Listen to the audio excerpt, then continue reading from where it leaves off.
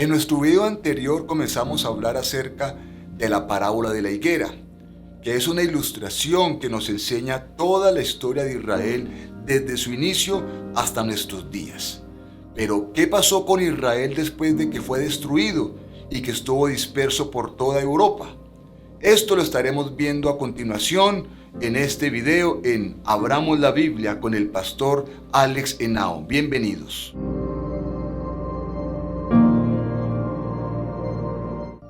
Recordemos algunos versículos de la Biblia que son clave para este tema. Deuteronomio capítulo 28 habla acerca de las consecuencias de la obediencia y las consecuencias de la desobediencia para ese pueblo. Por eso el verso 64 dice: y Jehová te esparcirá por todos los pueblos, desde un extremo de la tierra hasta otro extremo. Y dice el verso 65: y entre todas estas naciones no descansarás, ni la planta de tu pie tendrá reposo. San Lucas, capítulo 19, verso 43 dice que en aquellos días vendrán sobre ti tus enemigos y te rodearán con vallado, te sitiarán y te estrecharán por todas partes, y te derribarán a tierra a ti y a tus hijos dentro de ti, y no quedará piedra sobre piedra por cuanto no conociste el tiempo de tu visitación. Esto Jesús hablando acerca de Jerusalén. Y en el capítulo 21, el verso 24 de este mismo evangelio, dijo el Señor Jesús: y caerán a filo de espadas, y serán llevados cautivos a todas las naciones, y Jerusalén será hollada por todos los gentiles hasta que el tiempo de los gentiles se cumpla.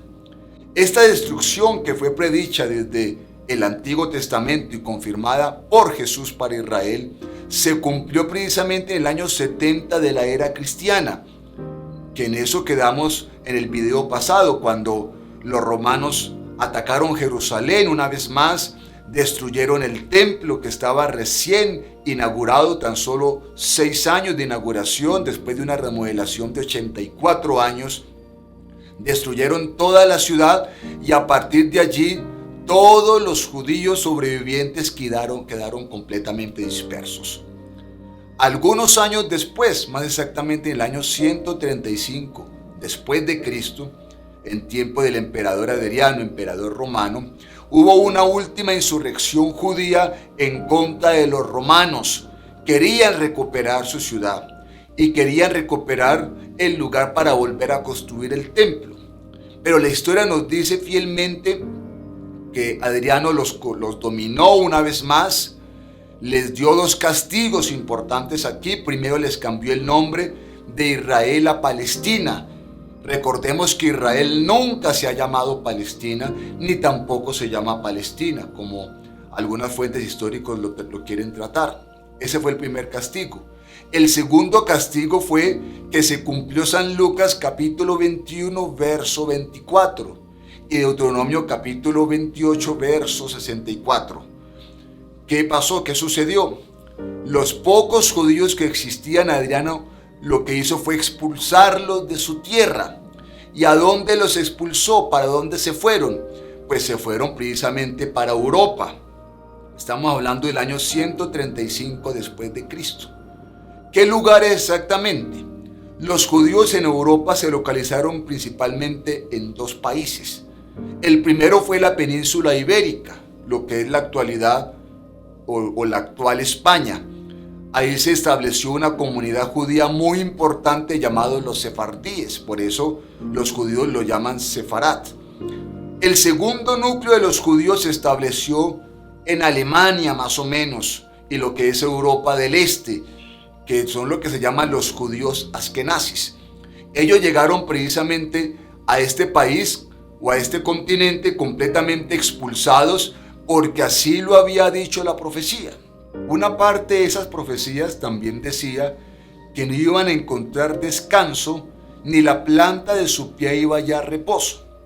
Eso se cumplió también en esta dispersión, porque los judíos llegan a un continente o a una Europa completamente catolizada, y como estaba dominada por el catolicismo, es donde viene ese sentimiento llamado antisemita o el antisemitismo, que es un odio contra los judíos o contra Israel, que inclusive todavía permanece en ideologías supremacistas y por supuesto ultraderechistas aquí en el mundo entero.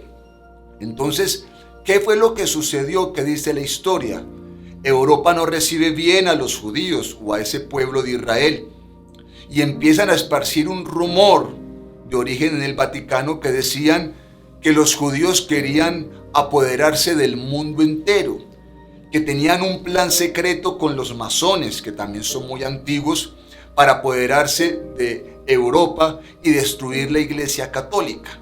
Y por eso empieza esa campaña para que toda Europa rechace a todo lo que fuera judío. Por eso los judíos no podían ocupar cargos públicos, no podían ejercer sus profesiones, a tal punto que tuvieron que dedicarse a lo que es a la usura, es decir, a la actividad de la banca o del banco, y así poco a poco fueron esparciéndose por el resto de Europa.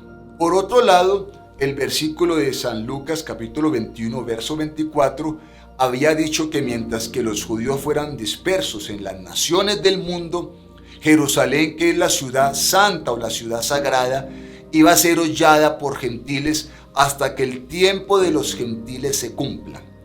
¿Cuándo empezó el tiempo de los gentiles? Empezó precisamente cuando ellos dejaron de ser el reino de Dios aquí en la tierra y empezaron a ser gobernados directamente por un rey gentil. Esto es la cautividad en Babilonia en tiempos del profeta Daniel y el profeta Ezequiel, comenzando con el primer rey gentil que tuvieron, que fue Nabucodonosor, rey de Babilonia. ¿Hasta cuándo va el periodo de tiempo de los gentiles? Va precisamente hasta el último gobernante gentil que tendrán, que es el que Pablo llama el hombre de pecado o el hijo de perdición, o más conocido como el anticristo. Jesucristo había dicho que en este tiempo, llamado el tiempo de los gentiles, Jerusalén iba a ser hollada precisamente por pueblos gentiles o pueblos no judíos. Por eso, mientras que los judíos estaban dispersos en Europa, Jerusalén tuvo diferentes habitantes. Estuvo dominada por romanos, estuvo dominado por bizantinos, estuvo dominado por árabes, estuvo dominada por musulmanes, estuvo dominada por cruzados, estuvo dominada por último por el mandato británico, que fueron los que ganaron la Primera y la Segunda Guerra Mundial. Entonces, mientras que los judíos estaban en Europa siendo aborrecidos y perseguidos, Jerusalén estaba siendo habitada por cada uno de estos pueblos que precisamente acabo de mencionar. Todo esto duró un largo tiempo, estamos hablando de más de 1500 años, donde en esa persecución los judíos fueron objeto, fueron víctimas de ser catolizados a la fuerza.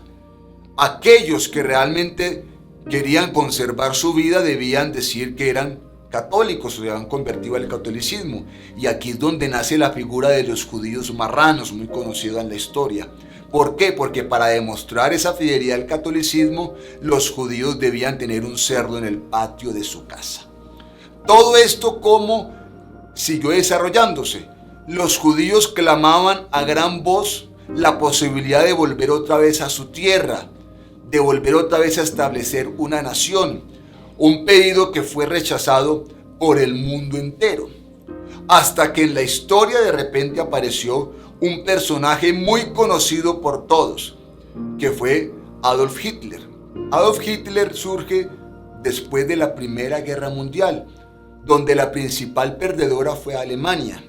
Quedó empeñada económicamente, su territorio fue disminuido en gran manera y sus fuerzas militares fueron diezmadas. Esto hizo que Alemania entrara en una crisis de identidad.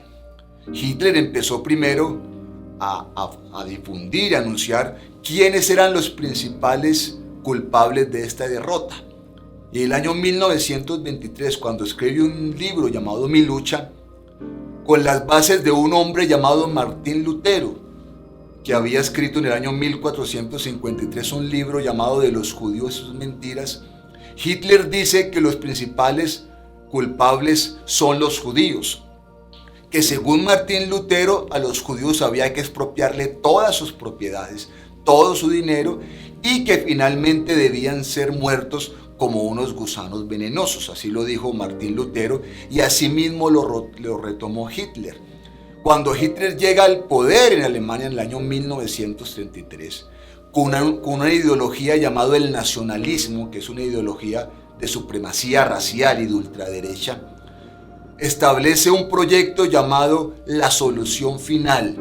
Y ese proyecto consiste en que los judíos primero debían expropiarles toda su riqueza, porque eran una comunidad muy rica en Europa, y después de eso debía exterminárseles de una manera sistemática y organizada. Por eso, cuando la Segunda Guerra Mundial inicia en el año 1939, es donde empieza este exterminio que la historia lo llama el Holocausto judío, donde el nazismo se dedicó a extirpar y eliminar cada uno de los que conformaban este pueblo en toda la Europa hasta entonces conocida.